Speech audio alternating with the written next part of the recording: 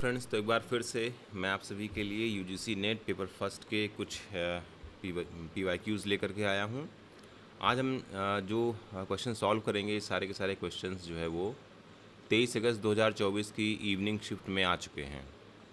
तो हम one by one questions को सॉल्व करेंगे और देखेंगे कि इसमें कौन कौन सा ऑप्शन सही है। ठीक है, तो पहला क्वेश्चन है आपके सामने। द कंटेंट्स ऑफ स्वयं Prabha channel 25 with the theme of humanities and social sciences are provided by। स्वयं प्रभा चैनल नंबर 25 पर जो ह्यूमैनिटीज़ एंड सोशल साइंसेज से रिलेटेड कंटेंट्स आते हैं, वो कंटेंट का काम या प्रोवाइड करने का काम किस संस्थान का है। तो इसमें आपको दो तीन चीज़ें ध्यान में रखनी है कि जो स्वयं प्रभा चैनल है वो कुल मिलाकर के 40 चैनल होते हैं। ठीक है, आपको 40 चैनल में ये ध्यान में रखना है कि कितने चैनल्स को इग्नू कंटेंट प्रोवाइड कराता है, कितने चैनल्स को सीईसी कंटेंट प्रोवाइड कराता है, इसी तरीके से आईआईटीज़ कितने चैनल्स को अपने कंटेंट प्रोवाइड कराता है। तो आपको ये ध्यान में रखना होगा, क्योंकि क्वेश्चंस में आजकल मैं देख रहा हूँ कि ऐसे ट्रेंड हो गए हैं कि ये चैनल नंबर वाइज जो है कंटेंट और कौन कौन से कंटेंट दिए जाते हैं और उन कंटेंट को देने वाले संस्थान कौन कौन से उनके बारे में पूछा जाता है। तो ह्यूमैनिटीज़ एंड सोशल साइंसेज में चैनल नंबर 25 में जो content humanities and social sciences का है, उसमें कंटेंट प्रोवाइड करने का काम आईआईटी कानपुर का है। ठीक है, नेक्स्ट क्वेश्चन पे चलते हैं। In the period of subject English in a class, Ram is able to recall the author of the book the diary of a young girl. This type of memory is called. इसको हिंदी में भी देखते हैं। अंग्रेजी विषय की कक्षा में राम को the diary of a young girl शीर्षक वाली पुस्तक के लेखक का नाम याद आता है। इस प्रकार की स्मृति कहलाती है। साधारण शब्दों में, अगर कोई छात्र कक्षा में किसी किताब के राइटर का नाम याद कर लेता है या उसे याद आता है या वो बता देता है, तो उसकी ये मेमोरी किस श्रेणी के अंतर्गत आएगी। क्या वो प्रोसीजरल होगी, क्या वो सेमेंटिक होगी, क्या वो एपिसोडिक होगी। तो प्रोसीजरल मेमोरी हम समझ लेते हैं क्या है। प्रोसीजरल मेमोरी वो मेमोरी होती है जो लंबे अभ्यास के बाद हमारे दिमाग और हमारी जो बॉडी होती है उसमें एक तरीके से वो रच बस जाती है। प्रोसीजरल मेमोरी में आप समझ लीजिए कि जैसे आप बचपन में आप साइकिल चलाना सीखते हैं, कई बार गिरते हैं, फिर आप जो है लगातार वो अभ्यास करते हुए, लगातार प्रयास करते हुए उस चीज़ को सीख जाते हैं। तो वो एक प्रोसीजरल मेमोरी है जो आपके दिमाग में और आपकी बॉडी में एक तरीके से रच बस जाती है कि अगर साइकिल आपको 10 साल बाद भी दी जाएगी तो आप साइकिल चला लोगे। ठीक है, तो प्रोसीजरल मेमोरी जो होती है किसी अभ्यास, किसी प्रोसीजर को बार बार दोहराने से आपके इसमें होती है। लेकिन ये प्रोसीजर मेमोरी यहाँ पर नहीं है, ये ऑप्शन सही नहीं है। दूसरा है सेमेंटिक मेमोरी। सेमेंटिक मेमोरी क्या होती है? सेमेंटिक मेमोरी वो मेमोरी होती है जो लॉन्ग टर्म मेमोरी का ही हिस्सा है, लेकिन सेमेंटिक मेमोरी हमारे जो जो हमारी अवेयरनेस है उससे संबंधित होती है। जैसे क्या है कि अगर मान लीजिए कि आपको आपकी जो जीके है, जनरल नॉलेज, वो सडनली आपको किसी स्टेट के चीफ मिनिस्टर का नाम याद आ गया, या आपको कोई ऐसी चीज़ बार बार रिकॉल हो जा रही है जो आपने लंबे समय से सीखा है और वो आपकी कॉग्निटिव एबिलिटी को रिप्रेजेंट करता है, आपकी प्रेजेंस ऑफ माइंड को रिप्रेजेंट करता है। तो वो सारी की सारी चीज़ें सेमेंटिक मेमोरी से रिलेट करती हैं। सेमेंटिक मेमोरी में हमारी जो जनरल अवेयरनेस होती है उससे संबंधित चीज़ों को हम रिकॉल कर लेते हैं।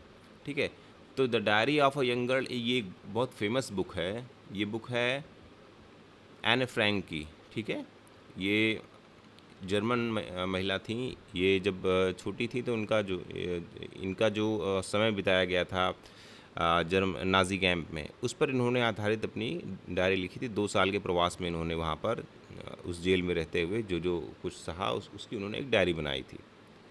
तो वो the diary of a young girl के नाम से जो है प्रसिद्ध हुई। अब बात करते हैं तीसरा, एपिसोडिक मेमोरी। एपिसोडिक मेमोरी भी लॉन्ग टर्म मेमोरी का ही हिस्सा होती है, लेकिन ये एपिसोड्स में आती है। जैसे क्या है ना कि मेमोरी के चंक्स होते हैं। जैसे मान लो कि आपने बचपन में स्कूल के किसी टूर को आपने याद किया कि हाँ, आगरा के ताजमहल को देखने के लिए टूर गया था, तो हम सभी वहाँ पर किस तरीके से एंजॉय किया था हम लोगों ने। आपके बचपन में आपके घर में आपके किसी बर्थडे पार्टी में आपके दोस्त लोग आए रहे हों और उसमें आपने एंजॉय किया हो, तो ये सारे जो ये सारी जो मेमोरीज़ होती हैं ये एपिसोड्स के रूप में आपके सामने आती हैं, ठीक है। तो ये एपिसोडिक मेमोरी होती है, लेकिन ये भी यहाँ पर नहीं होगी। कंस्ट्रक्टिव मेमोरी जैसी कोई चीज़ नहीं होती है, ठीक है। तो हमारा जो सही ऑप्शन है वो सेमेंटिक। नेक्स्ट क्वेश्चन पे चलते हैं। A language teacher wants to create visually appealing presentation lessons with embedded videos and interactive slides to enhance online lessons. Which of the following tools are most suitable for this purpose? भाषा का कोई शिक्षक दृश्यात्मक रूप से मनोहारी प्रस्तुति पाठ सृजन करना चाहता है जिसमें अंतर्निहित वीडियो और अंतःक्रियात्मक स्लाइड हैं ताकि ऑनलाइन पाठ का वर्धन हो सके। इस प्रयोजनार्थ निम्नलिखित में से कौन सी युक्ति सर्वाधिक उपयुक्त है?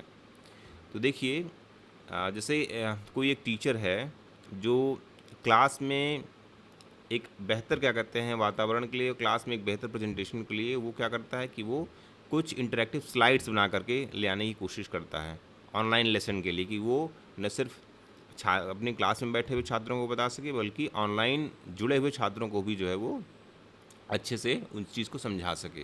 तो उसके लिए कौन कौन से टूल्स जो है वो यूज़ होते हैं? ये सारे के सारे टूल्स जो हैं ये एप्लीकेशंस हैं, ए से लेकर के ई तक जो दिया गया है। ये एप्लीकेशंस क्या होते हैं? ये डेडिकेटेड टास्क को जो है वो पूरा करने के लिए हैं। जैसे कैनवा क्या है?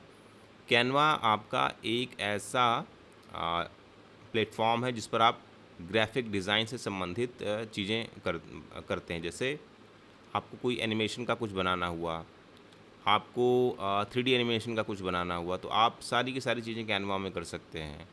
साथ ही कैनवा आपको ये फैसिलिटी देता है कि आप इसमें स्लाइड्स तैयार कर सकते हैं, और स्लाइड्स को ये क्या करता है कि बहुत ही अच्छे तरीके से बहुत ही कलात्मक बना देता है, बहुत ही कैची, इसमें अच्छे से रंग डाल देगा, अच्छे से क्या कहते हैं इसमें जो है एनिमेटेड चीज़ों को आप इसमें ऐड कर सकते हैं ताकि स्लाइड्स की जो मतलब लाइकनेस है वो बढ़ जाए। तो कैनवा तो होगा ही होगा। क्विज़लेट एक ऐसा आप कह सकते हो कि एक ऐसा एप्लीकेशन है, एक ऐसी वेबसाइट है जो कि जो बच्चे होते हैं, जो स्टूडेंट्स होते हैं, उनको कोई चीज़ याद करने के लिए, कोई चीज़ समझने के लिए उसको ये टूल्स प्रोवाइड करता है क्विज़लेट। इसलिए जैसे कि आपको क्विज़ेस के माध्यम से आपको कोई चीज़ जो है बार बार रिकॉल कराने की ये कोशिश के लिए ये टूल्स प्रोवाइड करेगा। फ्लैश कार्ड्स के माध्यम से आपको छोटी छोटी चीज़ों को याद कराने के लिए आपको जो है ये हेल्प करेगा। लेकिन ये आपको ऑनलाइन लेसन के लिए कोई इंटरेक्टिव स्लाइड नहीं बनाएगा, ठीक है? ऐसा सिस्टम इसमें नहीं है। ओके, अब बात करते हैं बुक क्रिएटर की। तो बुक क्रिएटर भी एक ऐसा सॉफ्टवेयर है, एक ऐसा एप्लीकेशन है जिस पर आप जाकर के स्लाइड्स बना सकते हैं। बुक क्रिएटर दरअसल एक ऐसा एप्लीकेशन जिस पर आप क्या है कि अपना लॉगिन आईडी पासवर्ड बनाते हैं, उसके बाद आपका एक रजिस्ट्रेशन लिंक जनरेट होता है। रजिस्ट्रेशन लिंक से आप क्या करते हैं, उससे आप अपने क्लास के स्टूडेंट्स को अपने साथ जोड़ सकते हैं, ठीक है? फिर उसमें क्या है कि आप अपनी जो है वो लाइब्रेरी बना सकते हैं। इसमें उस लाइब्रेरी में आपके अलग अलग सब्जेक्ट्स की बुक होंगी, डिजिटल बुक होंगी। उन डिजिटल बुक्स में आपने जैसे बायोलॉजी में आपने कुछ बताया समझाया है, जियोलॉजी में आपने कुछ बताया समझाया है, तो उसकी आप पूरी बुक बना सकते हैं। और उस बुक को कौन कौन एक्सेस कर सकता है? आप तो एक्सेस कर ही सकते हैं, जो क्लासरूम में बच्चे हैं वो भी सामने देख सकते हैं, और जो ऑनलाइन जुड़े हुए हैं वो भी इसको देख सकते हैं। तो बुक क्रिएटर यहाँ पर एक ऑप्शन सही है। फ्लिपग्रिड फ्लिपग्रिड ये एक ऐसा ये भी एक तरीके का टूल है, लेकिन इसमें आप स्लाइड्स नहीं बना सकते हैं। ठीक उसी तरीके से एडोब इलस्ट्रेटर भी है। एडोब इलस्ट्रेटर जो है वो एडवांस ग्राफिक डिज़ाइन के लिए यूज़ किया जाता है, एडवांस ग्राफिक डिज़ाइन के लिए यूज़ किया जाता है। इसमें जैसे वेक्टर्स के थ्रू आप जो है एनिमेटेड चीज़ें आप बना सकते हैं। तो स्लाइड्स बनाने का काम इसके अंतर्गत नहीं होता है। तो हमारे पास ले देखिए केवल दो ऑप्शन बचते हैं, कैनवा और बुक क्रिएटर, ए एंड सी, ठीक है? तो ऑप्शन नंबर 4 आपका यहाँ पे सही हो जाता है। नेक्स्ट क्वेश्चन की ओर चलते हैं। What is a key principle in designing authentic assessment? Hindi में भी देखिए, प्रमाणिक मूल्यांकन का अभिकल्प तैयार करने का प्रमुख सिद्धांत निम्नलिखित में से क्या है?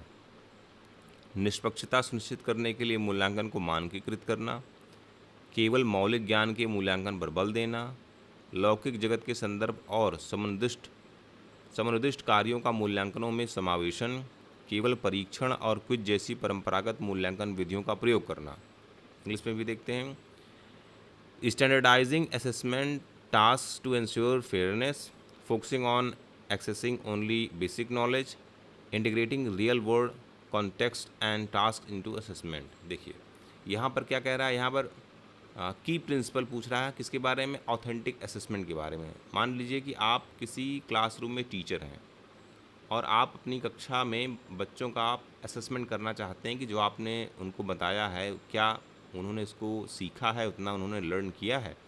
तो उसके लिए जो आप असेसमेंट के लिए जो भी चीज़ें आप तैयार करेंगे, उस असेसमेंट में जो सिद्धांत जिसका आप यूज़ करेंगे उसमें कौन सी चीज़ प्रमुख होगी, उसमें प्रमुख होगी option number 3, integrating real world context and task into assessment. मतलब जो भी असेसमेंट का आप खाका तैयार कर रहे हैं उसमें आप ये ज़रूर ध्यान में रखेंगे कि जो भी प्रश्न हो वो रियल वर्ल्ड से जुड़े हुए हो, मतलब हमारे आम जनजीवन से जुड़ी हुई समस्याओं से भी संबंधित हों, ताकि जो बच्चे ने सीखा है उसका प्रयोग वो वर्तमान संदर्भ में आज की दुनिया में कैसे करता है। ठीक है, तो integrating real world context and task into assessment ये होना बहुत ज़रूरी है किसी भी असेसमेंट के लिए, किसी भी ऑथेंटिक असेसमेंट के लिए। ठीक है, नेक्स्ट क्वेश्चन की ओर मूव करते हैं। Which of the following are the 3 metacognitive skills used to regulate thinking and learning? देखिए यहाँ पर regulate thinking and learning, thinking and learning को रेगुलेट करने के लिए हम कौन सी मेटाकॉग्निटिव स्किल का प्रयोग करते हैं। तो देखिए जहाँ पे मेटाकॉग्निटिव स्किल की बात आती है वहाँ पे 3 चीज़ें प्रमुख हो जाती हैं। देखिए प्लान, मॉनिटर और इवेलुएट। तो यहाँ पर क्या है, प्लानिंग दिया हुआ है, मॉनिटर दिया हुआ, मॉनिटरिंग दिया हुआ और इवेलुएटिंग दिया हुआ है। तो 3 चीज़ें ज़रूरी हो जाती हैं मेटाकॉग्निटिव स्किल के लिए, प्लान, मॉनिटर और इवेलुएट। प्लानिंग में क्या होता है कि आप किसी चीज़ के लिए एक प्लान बनाते हैं, ठीक। मॉनिटरिंग में क्या होता है, उस प्लान को आप मॉनिटर करते हैं कि क्या मैंने बनाए हुए प्लान के अकॉर्डिंग काम किया, क्या मैंने बनाए हुए प्लान के अकॉर्डिंग अपनी चीज़ों को जो है 1 बाय 1 एग्जीक्यूट किया। उसके बाद उसको इवेलुएट भी करते हैं। इवेलुएशन में आप ये ध्यान में रखते हैं कि जब मैं प्लान कर रहा था, प्लान में मेरा ये था कि ये आउटकम मुझे मिलना चाहिए, ये परिणाम मुझे इसका मिलना चाहिए कि अगर मुझे कोई लेसन याद करना है, मैंने उसके लिए प्लान बनाया कि मुझे लेसन इस तरीके से याद करना है और इतने समय में याद करना है। तो जब मैं उसका इवेलुएशन करूँगा तो मैं ये देखूँगा कि क्या सच में मैंने वो ऑब्जेक्टिव अचीव किए जो मैं शुरू में लेकर के चला था। तो प्लान, मॉनिटर और इवेलुएट, ये 3 चीज़ें होती हैं मेटाकॉग्निटिव स्किल के लिए। तो आपका हो जाएगा यहाँ पर ACND। नेक्स्ट क्वेश्चन की ओर चलते हैं।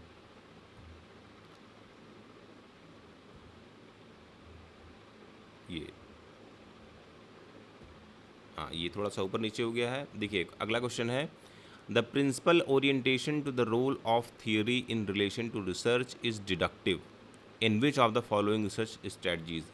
इंग्लिश में देखते हैं, निम्नलिखित में से किन शोध कार्य नीतियों में शोध के संबंध में सिद्धांत की भूमिका का प्रमुख अभिमुखीकरण निगमनात्मक है। अगेन थोड़ा सा आपको ये एम्बिगुअस लग सकता है, थोड़ा सा आपको ये लग सकता है कि ये कंफ्यूज कर रहा हो हिंदी में, लेकिन इंग्लिश में देखते हैं, the principal orientation of the role of theory in relation to research is deductive in which of the following research strategy.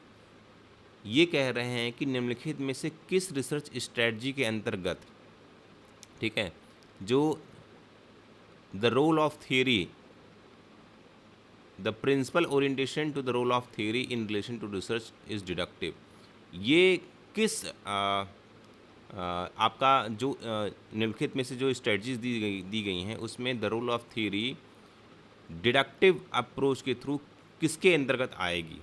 ठीक है, आप पहले ये जान लीजिए कि इसमें जो 2-3 चीज़ें हैं, एक चीज़ के बारे में उन्होंने कहा है कि द रोल ऑफ थियोरी, दूसरा इन्होंने कहा है कि डिडक्टिव, ठीक है, और उन्होंने कहा कि निम्नलिखित में से किस रिसर्च स्ट्रेटजी के अंतर्गत आएगा।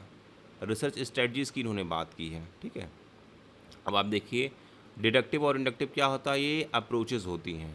ठीक है, डिडक्टिव अप्रोच जो है वो आपकी जैसे साइंटिफिक स्टडीज़ के लिए यूज़ की जाती हैं, और इंडक्टिव स्टडीज़ आपकी जो है वो सोशल साइंसेज और ह्यूमैनिटीज़ में रिसर्च के लिए प्रायः यूज़ की जाती हैं। ठीक, हिंदी में आप इसको देखिए, इसमें डिडक्टिव का मतलब क्या होगा, निगमनात्मक। ठीक है, निगमनात्मक।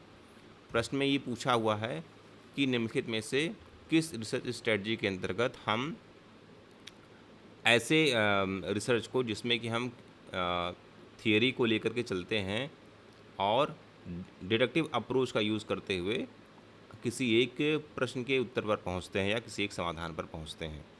तो आपको पता है कि डिडक्टिव रिसर्च अप्रोच में हम जनरल टू स्पेसिफिक की ओर जाते हैं, मतलब हम किसी एक सिद्धांत को लेकर के उस सिद्धांत से बढ़ते हैं किस ओर, स्पेसिफिक की ओर बढ़ते हैं। मतलब जनरल चीज़ों को लेकर के, जनरल सिद्धांत को लेकर के हम स्पेसिफिक की ओर जाते हैं। जनरल टू स्पेसिफिक ये होता है डिडक्टिव रिसर्च का अप्रोच। अभी कह रहे हैं द रोल ऑफ थ्योरी की बात इन्होंने की। द रोल ऑफ थ्योरी का ही मतलब यहाँ पर ये हो गया कि ऐसा रिसर्च आप कर रहे हैं कि आपने सिद्धांत लिया, सिद्धांत के संबंध में आपने उसके हाइपोथेसिस को देखा, उसके रिसर्च क्वेश्चन को देखा, फिर आपने क्या किया, उसके अकॉर्डिंग आपने सैंपल कलेक्ट किया, सैंपल कलेक्ट करने के बाद आपने डेटा कलेक्ट किया, डेटा को एनालाइज़ किया, डेटा को एनालाइज़ करने के बाद आपने जो आउटकम निकाला उससे आपने प्रूव किया कि जो हाइपोथेसिस थी हमारी वो कहाँ कहाँ कौन कौन सी सही हुई। तो जनरल टू स्पेसिफिक आपका ये वर्क होता है डिडक्टिव रिसर्च अप्रोच में। यहाँ पे आप देखिए जब डिडक्टिव की बात की जाएगी तो वहाँ पे क्वांटिटेटिव स्ट्रेटजी हम यूज़ करते हैं। क्वांटिटेटिव स्ट्रेटजी क्यों यूज़ करते हैं? क्योंकि ये मात्रात्मक होती है। इसमें हम जो भी चीज़ें मेज़र करते हैं वो मेज़रमेंट हम संख्या और अंकों के माध्यम से हम उसको व्यक्त करते हैं। ठीक है, तो यहाँ पे क्वांटिटेटिव स्ट्रेटजी आएगी, क्वालिटेटिव नहीं आएगी। क्वालिटेटिव होती है गुणात्मक के लिए। ठीक है, और इंडक्टिव तो कोई स्ट्रेटजी नहीं है, इंडक्टिव अप्रोच है। डिडक्टिव और इंडक्टिव अप्रोच होता है, तो ये तो बिल्कुल नहीं होगा। ठीक है, तो आपका सही ऑप्शन हो जाता है यहाँ पर क्वांटिटेटिव। ठीक है, नेक्स्ट क्वेश्चन की ओर चलते हैं। Which are the following types of validity is mainly concern with the issue of causality. Hindi में देखिए, निम्नलिखित में से वैधता का कौन सा प्रकार मुख्यतः कार्य कारण से संबंधित है? अब देखिए यहाँ पे कार्य कारण की बात आई। ठीक है, यहाँ भी क्या है, इशू ऑफ कॉजेलिटी की बात कर रहा है। किसमें, किस संदर्भ में पूछ रहा है? वैलिडिटी की, टाइप्स ऑफ वैलिडिटी में पूछ रहा है कि कौन सी वैलिडिटी में हम कॉजेलिटी की बात करते हैं, किस वैलिडिटी में हम कार्य कारण संबंध को खोजते हैं। ठीक है, तो सीधा सा इस प्रश्न का उत्तर है इंटरनल वैलिडिटी जो होती है, इंटरनल वैलिडिटी में हम इंडिपेंडेंट वेरिएबल और डिपेंडेंट वेरिएबल के बीच कॉज एंड इफेक्ट को खोजते हैं। मतलब कॉजेलिटी यही है कि एक वेरिएबल में अगर हम मैनिपुलेशन करते हैं तो दूसरे वेरिएबल में उसके सापेक्ष क्या प्रभाव आ रहा है। ठीक है, एक इंडिपेंडेंट वेरिएबल में अगर हमने कुछ बदलाव किया तो उसके सापेक्ष जो डिपेंडेंट वेरिएबल है क्या उसमें भी बदलाव आया। तो ऐसे बदलावों को जो हम जब कंपेयर करते हैं, देखते हैं, तो ये क्या होता है, ये कार्य कारण संबंध को व्यक्त करता है। तो ये इंटरनल वैलिडिटी यहाँ पर होगी। नेक्स्ट क्वेश्चन की ओर चलते हैं। In the APA style of writing, journal article references identify the correct order of the following information about the research article. Hindi में देखिए, जर्नल में शोधालेख जर्नल में शोधालेख संदर्भों को लिखने की एपीए शैली में शोधालेख के संबंध में निम्नलिखित जानकारी के सही क्रम की पहचान कीजिए। ये कह रहे हैं कि अगर आपने एपीए स्टाइल में किसी जर्नल में किसी आर्टिकल में कोई रेफरेंस अगर आपको देना है तो आप उस रेफरेंस में उस कौन कौन सी चीज़ को पहले रखेंगे, फिर उसके बाद किस चीज़ को रखेंगे, ये इन्होंने पूछा है, करेक्ट ऑर्डर को पूछा है। एक तो इन्होंने एपीए स्टाइल की बात की है, दूसरा इन्होंने जर्नल आर्टिकल के लिए बात किया है। देखिए एपीए स्टाइल में भी आर्टिकल के लिए आप जो रेफरेंस लिखेंगे वो थोड़ा सा डिफरेंट होगा, आप जो बुक के लिए लिखेंगे वो थोड़ा सा डिफरेंट होगा। ठीक है, जो आप डिजिटल लाइब्रेरी के थ्रू या डिजिटल डॉक्यूमेंट के थ्रू आप जो चीज़ें प्राप्त कर रहे हैं उसके लिए थोड़ा सा डिफरेंट होगा। ठीक, तो इसमें जो करेक्ट ऑर्डर है सबसे पहले क्या आएगा, एपीए स्टाइल में एपीए स्टाइल होता है अमेरिकन साइकोलॉजिकल एसोसिएशन। तो उसमें जो सबसे पहला जो आएगा, अगर आपने किसी आर्टिकल में रेफरेंस आप लिख रहे हैं तो सबसे पहले आएगा किसका आएगा, ऑथर का लास्ट नेम सबसे पहले आता है, ठीक है। अब page number, date of journal, name of journal ये लिखा हुआ है। इसके बाद आएगा दूसरे नंबर पर टाइटल ऑफ आर्टिकल, दूसरे नंबर पे आ जाएगा टाइटल ऑफ आर्टिकल। तीसरे नंबर पे आ जाएगा आपका नेम ऑफ जर्नल। चौथे नंबर पे आ जाएगा आपका पेज नंबर। तो आपका हो जाएगा BADC। आपका ऑप्शन नंबर 4 यहाँ पे 3 यहाँ पे सही हो जाता है, ऑप्शन नंबर 3 सही हो जाता है। नेक्स्ट क्वेश्चन की ओर चलते हैं। In the context of medical research, a comparison group that receives what appears to be a treatment but which actually has no effect is called the experimental group, control group, placebo group, independent group. चिकित्सा शोध के संदर्भ में तुलनात्मक समूह को क्या कहा जाता है, जो वह प्राप्त करता है जो उपचार प्रतीत होता है लेकिन वास्तव में उस उपचार पर कोई प्रभाव नहीं पड़ता है। इंग्लिश में देखिए इसको, इन्होंने क्या कहा कि एक कंपैरिजन ग्रुप, ठीक है, इसमें दो चीज़ों की इन्होंने बात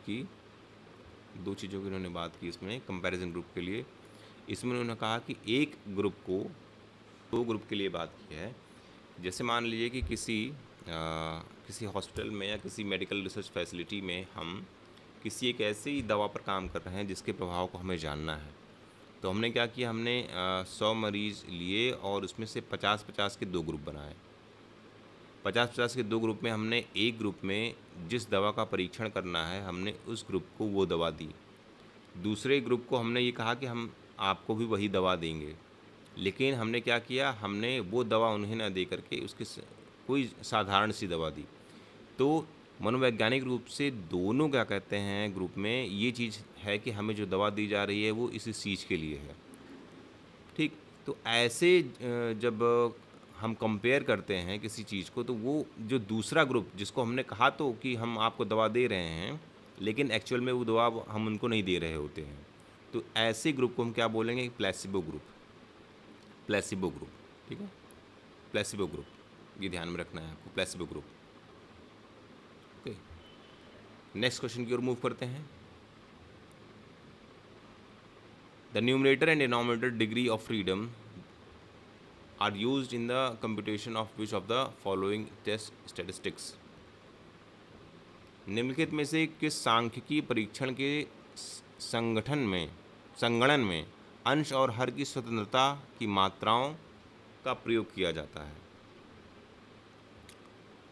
जब भी डिग्री ऑफ फ्रीडम की बात होगी, किसी टेस्ट के संदर्भ में जब भी डिग्री ऑफ फ्रीडम की बात होगी तो आंख मूंद करके आपको F टेस्ट पर टिक करना है, F अनोवा टेस्ट, ठीक, इसको अनोवा भी बोलते हैं। The numerator and denominator degree of freedom, जब भी इसकी बात आएगी तो आपको F टेस्ट पर जो है टिक करना है। बाकी chi square test, Z test, T test, इन सब में डिग्रीज ऑफ फ्रीडम की बात नहीं होती है, ठीक है, डिग्रीज ऑफ फ्रीडम की बात होती है केवल F टेस्ट में।